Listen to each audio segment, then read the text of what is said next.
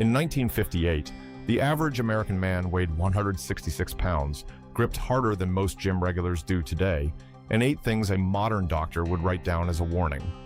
Some of the foods that built that body weren't just forgotten. They were outlawed, reformulated, or quietly pulled from the shelf. So yes, the title is exactly right.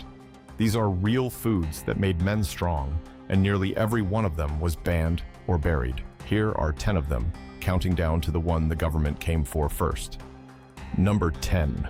Sassafras Spring Tonic, the original root beer. Every spring in the 1950s, men in Appalachia and the rural South dug sassafras roots, boiled the bark, and drank a dark, bitter tonic they believed thinned the blood after a winter of heavy food. The same root-flavored real root beer, sarsaparilla, and the homemade sodas sold at country stores. Then in 1960, the FDA banned saffrole, the aromatic oil in sassafras root, after studies tied it to liver tumors in lab rats. Almost overnight, the flavor that had defined American soda for half a century was illegal, and root beer was reformulated with artificial substitutes. The tonic ritual disappeared entirely.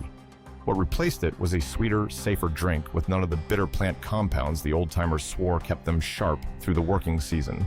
A clean swap of tradition for regulation that most people never even noticed happening. Number 9. Brewers' Yeast Tonic Cakes. Before protein powder, there was the yeast cake. Working men bought fresh brewers' and bakers' yeast by the cake and stirred it into milk, tomato juice, or broth as a daily tonic.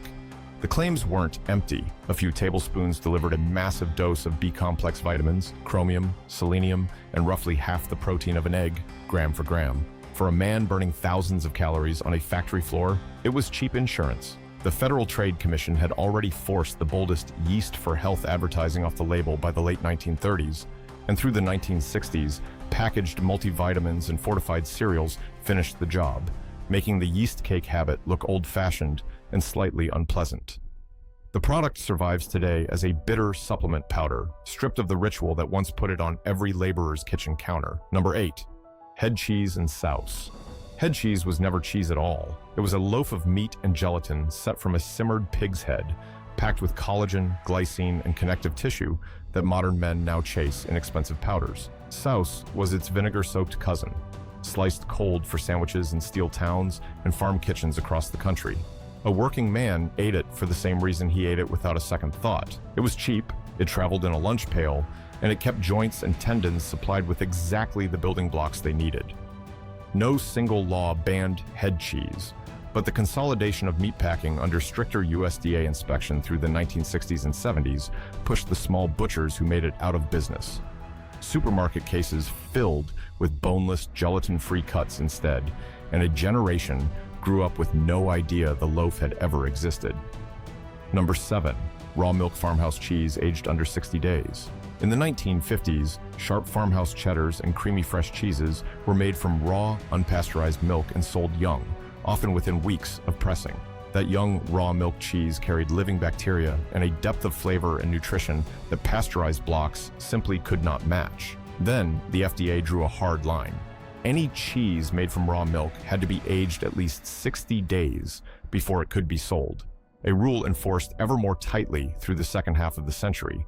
The reasoning was pathogen safety, and it wasn't unreasonable. But the effect was to outlaw an entire category of fresh, raw milk cheese that had been a normal part of the American table. What survived was either pasteurized or aged into hardness. The soft, living young cheese a farmhand once ate by the wedge became, in practical terms, contraband. Number 6. Beef suet and kidney fat. The hardest fat on the animal was once the most prized. Beef suet, the dense fat from around the kidneys, rendered into a clean, stable cooking fat, and held together the suet puddings, mincemeats, and pie crusts that carried working families through winter. It was nearly pure energy, rich in stearic acid and fat-soluble vitamins, and it stood up to high heat without breaking down. Through the 1950s and 60s, hydrogenated vegetable shortening, sold as cleaner, cheaper, and more modern, pushed suet off the grocery shelf entirely. The irony writes itself. The shortening that replaced it was loaded with the very trans fats the FDA would finally ban in 2018, while suet, the supposedly dangerous animal fat, was never unsafe at all. Today, most American shoppers have never seen a block of it, let alone cooked with one. Number 5. The daily spoonful of cod liver oil. In the 1950s, mothers lined their sons up for a tablespoon of cod liver oil before breakfast. It was insurance. A concentrated hit of vitamin D, vitamin A, and omega-3 fats meant to fend off rickets and winter sickness in an age before fortified everything. The ritual collapsed within 2 decades. By the 1970s, warnings about vitamin A toxicity and a broad cultural turn against animal fats pushed cod liver oil to the margins, where it was reclassified as a supplement and subjected to nutrient caps rather than treated as food. The consequence is both measurable and ironic.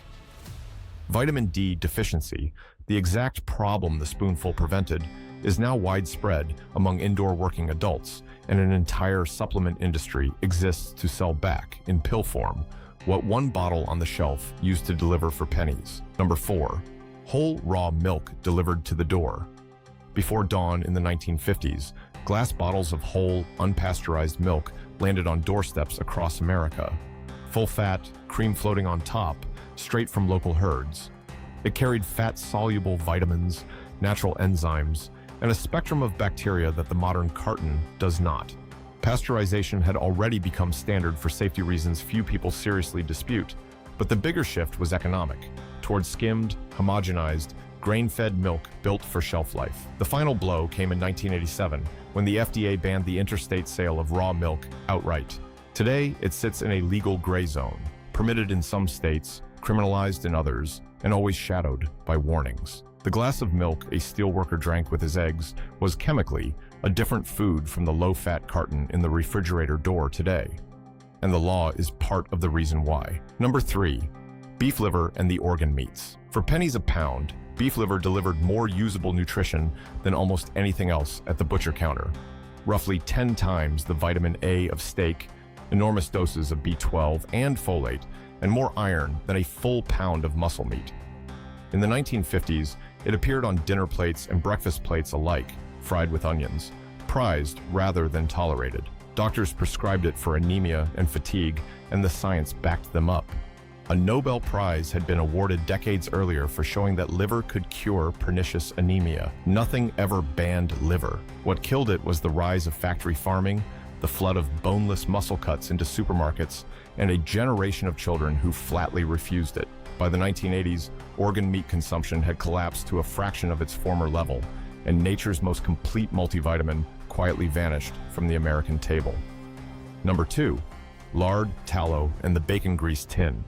Every working kitchen in the 1950s kept rendered animal fat right by the stove, lard for biscuits and pie crust, tallow for frying, and a tin of saved bacon grease for everything else. These fats were stable, flavorful, and, in pasture-raised form, surprisingly rich in monounsaturated fat and vitamin D. Then, the American Heart Association's saturated fat warnings of the 1960s and the federal guidance that followed recast them as poison. They were replaced by partially hydrogenated vegetable oils marketed as heart-healthy. That substitution is the great unspoken irony of American nutrition. The replacement fats were eventually linked to heart disease and banned by the FDA, with full compliance required by 2018, while the original animal fats they displaced were never outlawed at all, only shamed off the plate and out of the culture. Number 1. Saturated animal fat itself. The food that built American men was never a single item on a shelf.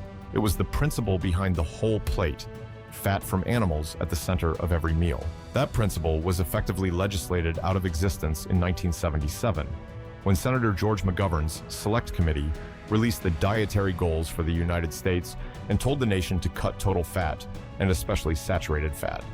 This was not a minor adjustment. It triggered the reformulation of milk, meat, bread, and butter, and steered an entire economy toward grains, seed oils, and low-fat processed food.